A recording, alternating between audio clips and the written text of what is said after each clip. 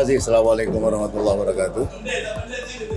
Saya kira audiensi BPIKBMI ke PBNU dan dalam hal ini audiensi langsung kepada Ketua PBNU, Gus Yahya.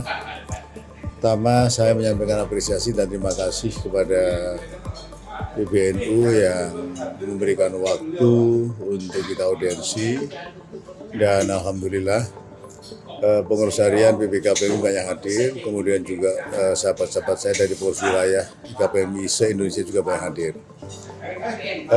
Pertama dari yang ringan ya, saya kira apa yang terjadi dalam dialog penyampaian penerimaan oleh Ketua Umum kepada IKBMI, mulai dari yang serius, mulai kemudian juga yang santai, yang sangat santai, tetapi bahwa cara yang disampaikan pada hari ini itu betul-betul bisa mengeksplor, mensort, melakukan satu upaya-upaya analisis lebih dalam mengenai peran NU secara makro, strategis, peran masa depan, dan peran-peran ekosistem pada NU pada umumnya, termasuk adalah peran dari IKBMI.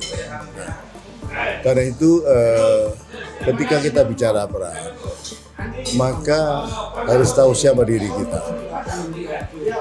Gus Yahya menyampaikan dengan secara terbuka, misalnya beliau menyampaikan bahwa ke depan itu perlu kader-kader yang mampu mengetahui mengenai teknokrasi. Lalu yang kedua adalah kader-kader yang mampu melakukan mempunyai latar belakang, kader-kader yang betul-betul mampu berpikir secara ilmiah akademik. Nah, karena bagi Gus Yahya adalah perubahan sebesar apapun akan bisa dilakukan, itu salah satu persyaratannya adalah harus punya ilmu dulu. Nah, reliable dengan itu saya kira harapan Gus Yahya sebagai Ketua Umum yang kemudian juga memberikan tantangan kepada IKBMI, ayo apa yang bisa dilakukan IKBMI di dalam ikut di dalam pergerakan arus besar NU menyongsong masa depan. Karenanya sekali lagi Gus Yahya sudah sangat panjang lebar menyampaikan. Kemudian yang terakhir adalah ayo IKBMI jika memang mau, kata beliau, kumpulkan pemikiran-pemikiran, bentuk forum kajian, kemudian juga apa yang harus bisa dilakukan menjadi program kegiatan-kegiatan yang mensupport kepada NU secara keseluruhan. Nah, ini yang saya kira sebuah tantangan, sebuah objektivitas, sebuah kerangka pikir objektif ya, yang kalau kita berpikir elaboratif organisasional, ya tentu IKBMI tidak akan diam. Ya tentu kita akan menindaklanjuti dengan follow up, ya tentu nanti kita akan rapatkan di dalam, apakah dengan pengurus harian, apakah di dalam pengurus BPI secara keseluruhan, atau kemudian dengan teman-teman sahabat-sahabat dari IKBMI se-Indonesia. Jadi teranglah masa depan yang masih banyak kita menghadapi tantangan. Teranglah masa depan identifikasi kita terhadap apa yang harus kita lakukan. Salah satu yang disampaikan Gus Yahya tadi adalah bahwa pendekatan governance ya, governance NU. Jadi menjadikan model pembangunan NU seperti apa yang dilakukan oleh pemerintah di dalam membangun negara. Ya. Karena tadi disampaikan bahwa sejak tahun 52 itu hampir NU ini berjalan secara linier, tidak ada dinamika, tidak ada progresivitas di dalam membangun NU sebagai jamiah dan jamaah. Karena itu dalam jamiah tadi sampaikan harus ada tertib administrasi dan sebagainya. Dalam konteks jamiah, bagaimana meningkatkan peran tidak sekedar fellowship, citizenship, tetapi bagaimana jamaah itu menjadi membership. Sehingga ada tatanan formal yang kira-kira saja itu di dalam peraturan perkumpulan NU bisa meng-engage antara jamiah dan jamiah dalam konteks pembangunan negara kesatuan Indonesia ini. Ini saya kira. Yang terakhir harapan.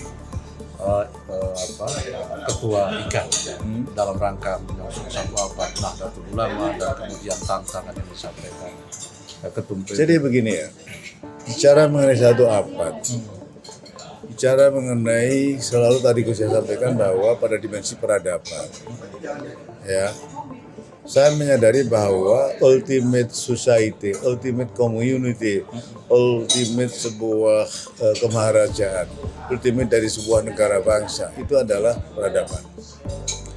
Tetapi perlu kita ketahui bahwa definisi peradaban yang akan diraih oleh bangsa Indonesia ini sampai hari ini belum ada definisi yang jelas.